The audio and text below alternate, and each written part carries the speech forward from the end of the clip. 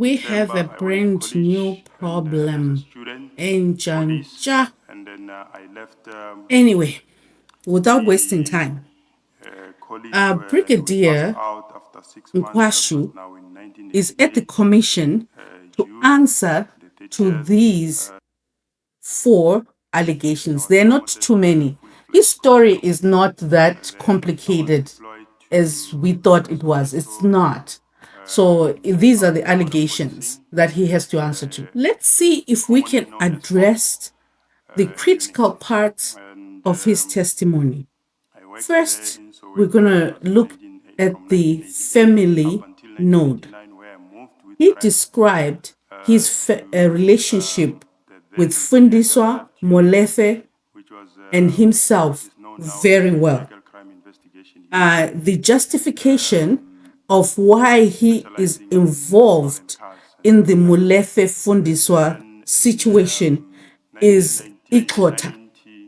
We had to learn a few things about the Mampondo culture. So the family bond, he says, is not in proper association. So everything that he did was to help Fundisa, who he is responsible for. So we have a customary duty that he explained, and explained why he engaged with her at all.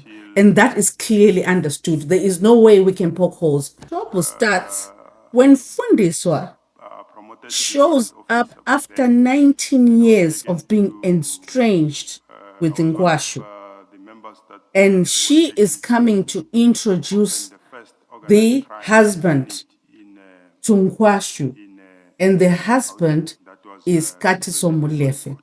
So they met in a restaurant sometime in June.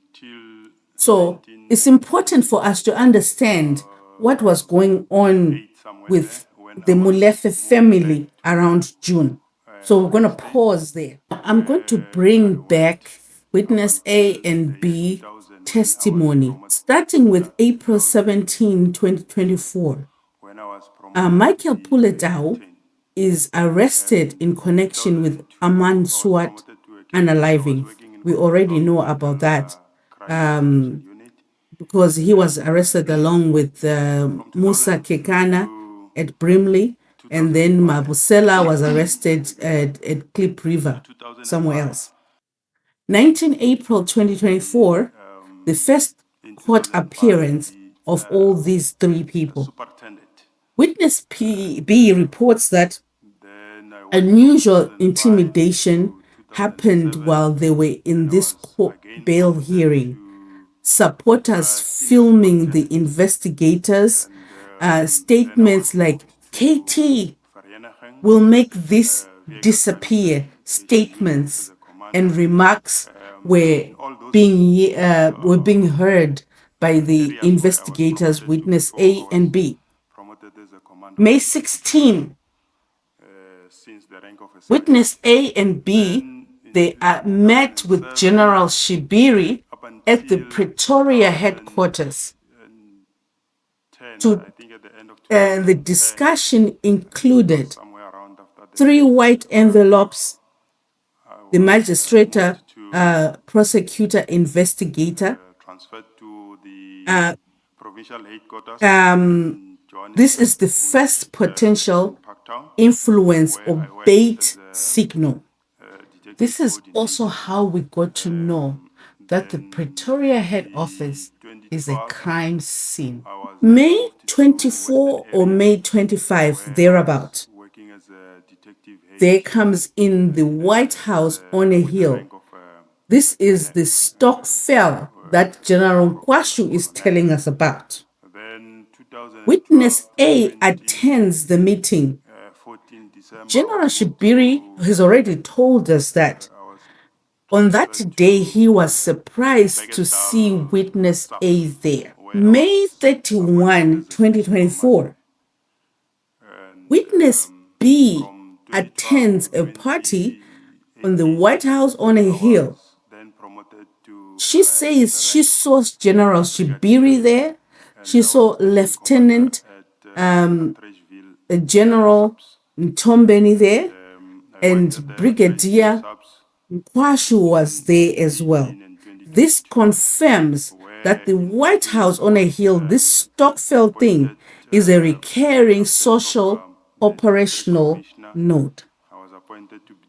And then between the April and May, the initial bail stage, witness B successfully opposes bail. June 2024, this is where Nkhwashu is telling us he meets Katiso Molefe for the very first time via his sister-in-law Fundisa. Nkhwashu and Fundisa had not been seeing eye to eye for 19 years. And then all of a sudden, she calls him wanting to introduce her husband, Katiso Molefe, to him. This is the critical disputed timing point because it conflicts with major network activity. My theory is that Nkhwashu and KT met sometime in May, because it doesn't make sense that he says he met him in June, because Nkhwashu says KT introduced the bail and Michael Tau situation in that meeting. And late June to early July 2024, Michael Puletau makes an appeal on his bail application on new facts. Witness B says Sergeant Chukudu approaches her, says he was sent by Brigadier Nkhwashu, requesting her not to oppose this new application for bail.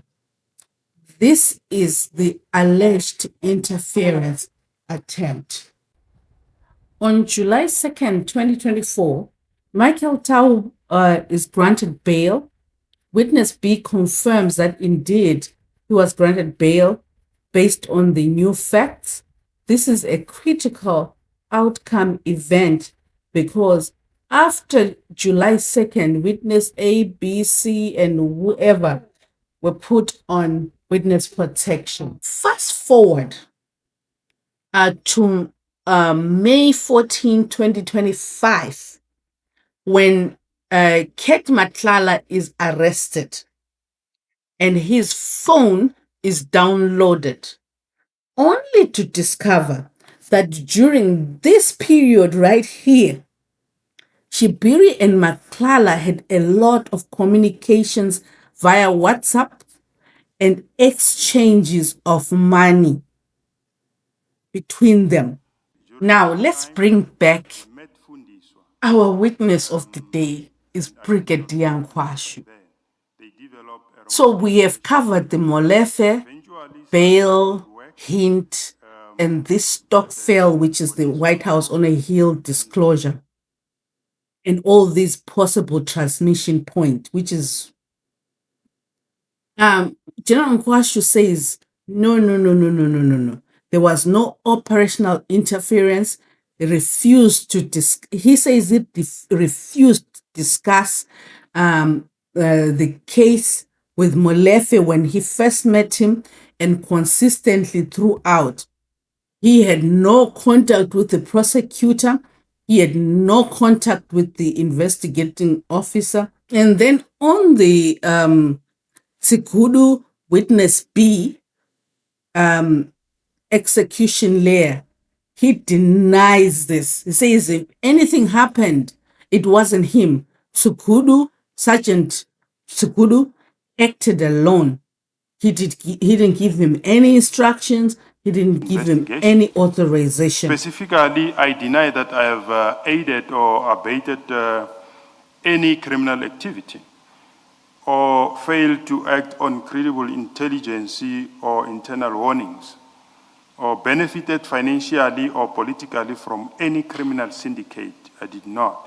I've dedicated my career to the South African Police Service, and I've acted with integrity. I'm being prejudiced by allegations that are vague and not yet tested. You can proceed to deal with your conclusion. As I conclude on this matter, Advocate, I deny any wrongdoing whatsoever in this regard. I'm willing to cooperate with the Commission's legitimate inquiries to the extent that such cooperation does not infringe upon my rights to a fair process and my right against self-incrimination. I request that the Commission make a finding that there is no basis for the allegation made against me, and that the SAPS immediately withdraw my suspensions proceedings against me, because I'm not the criminal that the media. And then, at the very end of Brigadier Nkhwashu's testimony, the evidence leader just surprises us with a money trail. Ome's Motors transferring money to Brigadier Nkhwashu. To be honest with you, I don't know what these monies mean, what they were for, whether he's telling us the truth about him trading in and selling cars to Ome. I don't know. If anybody knows what the connection is, please help me in the comments, because I'm a little bit confused about this one. Now that you know about your meeting with Mr. Molefe of late June 2024, you know the facts. Now that you know what the commissioners have raised with you about your conduct, your ethics, your morality, what do you have to say? Thank you, Advocate. I would like to apologize, especially to the family of Arman Swart, whose life has been lost at the hands of this brother-in-law of mine, and say at least I have tried to do justice, and I'll continue to ensure that justice is achieved. If indeed he was involved in the matter of Arman Swart, he need to pay for his deeds.